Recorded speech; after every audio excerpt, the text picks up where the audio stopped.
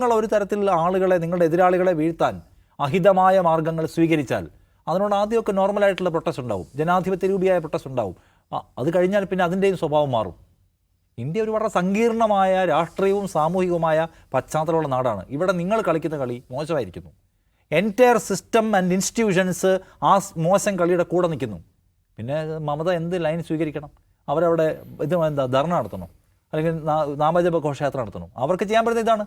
അവരോട് ഒരു നിലയ്ക്കുമുള്ള ഒരു ക്വാളിറ്റി ഇടപെടലല്ല സ്റ്റേറ്റ് നടത്തുന്നത്. ഇപ്പോൾ എന്താണ് ബി ജെ പി ചെയ്യുന്നത്? ബി ജെ പി അവിടെ പരമാവധി വംശീയതയ്ക്ക് ശ്രമിക്കുന്നുണ്ട്. അതിൻ്റെ കൂടെ ഇവരുടെ എല്ലാം മെക്കാനിസം സ്റ്റോപ്പ് ചെയ്യണം.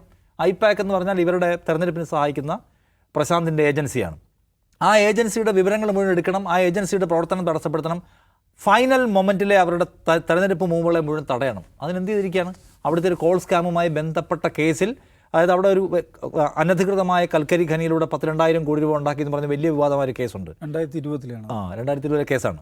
ആ കേസിന് അതുവഴി ഉണ്ടാക്കിയിട്ടുള്ള അനധികൃതമായി ഉണ്ടാക്കിയ പണം തൃണമൂൽ കോൺഗ്രസ് വഴി ഐപാക്കിന് കൈമാറിയിട്ടുണ്ട് പ്രതിഫലമായി എന്നതുകൊണ്ട് ഐപാക്കിൻ്റെ ആഫീസിൽ പരിശോധന നടത്താനിരിക്കുകയാണ്. ഏത് ഈ തെരഞ്ഞെടുപ്പിൻ്റെ തൊട്ട് തലേന്നാണ് എന്ന കാര്യം ഓർക്കണം. അതിലേക്ക് കണക്ട് ചെയ്തിട്ട് നേരത്തെ വരെ കണക്ട് ചെയ്യുന്നതിന് ഉദ്ദേശമുണ്ട്.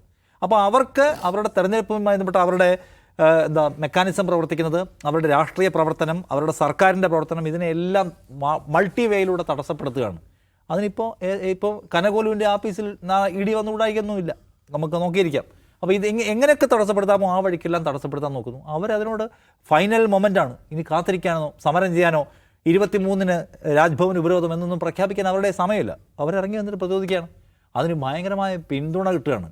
അവിടെയുള്ള മനുഷ്യന്മാർ മുഴുവൻ ബി ജെ പിക്കെതിരായിട്ട് ഓപ്പൺ ഫൈറ്റ് എടുക്കുന്ന ധീരയായ ദീദി എന്ന് പറഞ്ഞ് അവരെ പിന്തുണയ്ക്കുകയാണ്. അവരുടെ വോട്ട് ബേസിനെ അവർ പക്കയാക്കി. അതിന് പലതരത്തിലുള്ള ബഹുശാഖിയായ ഗുണങ്ങൾ എന്ന് പറയാം. അത്രയും ഗുണങ്ങൾ അതിനുണ്ട്. കാരണം ഒന്ന്, ഇപ്പം നോക്കൂ, അവിടുത്തെ മുസ്ലിം പോപ്പുലേഷൻ അവർക്ക് അവരുടെ ഏറ്റവും വലിയ സ്ട്രോങ് ബെൽറ്റാണ്. ഈ സംഭവമൊക്കെ ഉണ്ടാകുന്നത് അതിനെ പൂർണ്ണമായി ഒരുമിപ്പിച്ച് നിർത്താൻ അവർക്ക് കഴിയും. ബി ജെ പി തന്നെ അവിടെ പലതരത്തിലുള്ള നമ്പർ ഇറക്കുന്നുണ്ടല്ലോ. ബാബരി മസ്ജിദൊക്കെ പണിയാൻ പോകുന്നു പറഞ്ഞൊരു കക്ഷി അവിടെ ഇറങ്ങിയിട്ടുണ്ടല്ലോ. അപ്പോൾ അതൊക്കെ എന്ന് വെച്ചാൽ അവിടെ എങ്ങനെ വോട്ട് സ്പ്ലിറ്റ് ചെയ്യിക്കാൻ കഴിയുന്നുള്ളതിൻ്റെ ആലോചനയുടെ ഭാഗമായിട്ട് വരുന്നതാണ്. സോ നോക്കും, ഇതിനകത്ത് വിള്ളൽ ഒഴിവാക്കുക. പിന്നെന്താണ്, അവരുടെ മൊത്തം പാർട്ടി സംഘടനയെ അവർക്ക് സെറ്റ് ചെയ്യാൻ പറ്റും. രണ്ടാമത് ഈ പറഞ്ഞ അനുകൂല ഘടകങ്ങൾ പലതുണ്ട്. ഇപ്പോൾ അസമിലും ഇലക്ഷൻ നടക്കാൻ പോവാണ്. അസമിലെ പ്രധാനപ്പെട്ട സംഗതികളിലൊന്നാണ് ബംഗാളികളെ പുറത്താക്കുക, ബംഗ്ലാദേശികളെ പുറത്താക്കുക എന്ന് പറഞ്ഞ വംശീയ വിദ്വേഷ പരിപാടിയാണ് അവിടെ ഹിമന്ത ബിശ്വ ശർമ്മ പയറ്റിക്കൊണ്ടിരിക്കുന്നത്. അത് ബി ജെ പിക്ക് ഗുണമുണ്ടാകുന്ന പദ്ധതിയാണ്. പക്ഷേ അതിൻ്റെ സൈഡ് എഫക്റ്റ് എന്താണ്? അതിൻ്റെ സൈഡ് എഫക്റ്റ് ബംഗാളിൽ നടത്തിക്കുന്ന പണിക്കെതിരാണ്. ഹിമന്ത അവിടെ ചെയ്തുകൊണ്ടിരിക്കുന്ന അതേ പണി, അതേ സംഗതി എടുത്ത് ഇപ്പുറത്ത് വെച്ചാൽ ബംഗാളിൽ നേരെ ഓപ്പോസിറ്റായിട്ടാണ്, അത് കൗണ്ടർ പ്രൊഡക്റ്റീവായിട്ടാണ് വരിക. അപ്പോൾ അത് ഒരു പ്രധാന സംഗതിയാണ്. ബംഗാളി പ്രൈഡ്, നേരത്തെ പറഞ്ഞ പോലെ ബംഗാളി ഭാഷ എന്നുള്ള സംഗതിയില്ല, ബംഗ്ലാദേശി ഭാഷ എന്നതിനെ വിളിക്കുന്നു. എന്ന് മാത്രമല്ല, ബംഗാളികൾ എന്ന് പറഞ്ഞാൽ ബംഗ്ലാദേശികൾ കംപ്ലീറ്റ് നുഴഞ്ഞുകയറ്റക്കാരാണ്.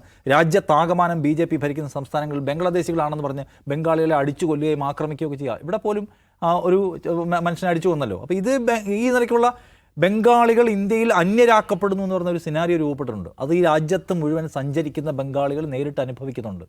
അത് സ്വാഭാവികമായിട്ടും ബംഗാളിൽ പ്രവർത്തിക്കാൻ പോകുന്നൊരു മേജർ ഫാക്ടറായിരിക്കും. എനിക്ക് തോന്നുന്നു ഈ നീക്കം, ഇതിന് മുമ്പും അവരുടെ പോലീസ് ഓഫീസറുമായി ബന്ധപ്പെട്ട വിവാദം ഉണ്ടായപ്പോൾ ഇതുപോലെ പബ്ലിക്കായ പ്രൊട്ടസ്റ്റുമായിട്ട് മമത രംഗത്ത് വന്നിട്ടുണ്ട്. 2021 ഇലക്ഷന് മുമ്പാണെന്ന് ഓർക്കണം. 2021 എന്ത് സംഭവിച്ചു?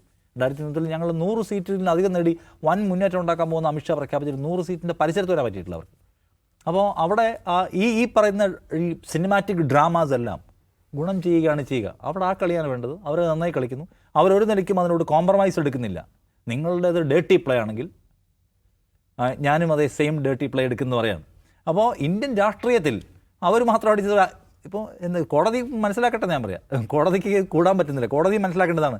അവർ അപ്പുറത്ത് മോശം ചെയ്യുന്നു, അതിൻ്റെ സ്വാഭാവികമായിട്ടുള്ള പ്രതിഫലനം ഇപ്പുറത്തും ഉണ്ടാവുകയാണ്. ഇന്ത്യൻ പൊളിറ്റിക്സ് എന്ന് വെച്ചാൽ ഇത് നാശമാക്കിയത് ആരാണ്? ഇങ്ങനെയൊക്കെ പ്രതികരിക്കാൻ സംസ്ഥാന സർക്കാരുകളെ അല്ലെങ്കിൽ ഫെഡറലിസത്തെ ഇങ്ങനെ കുഴഞ്ഞു മറിയാനായിട്ട് പണിയെടുത്തുകൊണ്ടിരിക്കുന്ന ആരാണെന്ന് മനസ്സിലാക്കാനുള്ള ഒരു ഉപാധി, അല്ല ഒരു സന്ദർഭമായിട്ട് ഇത് മാറട്ടെ എന്നാണ് ഞാൻ പറയാം.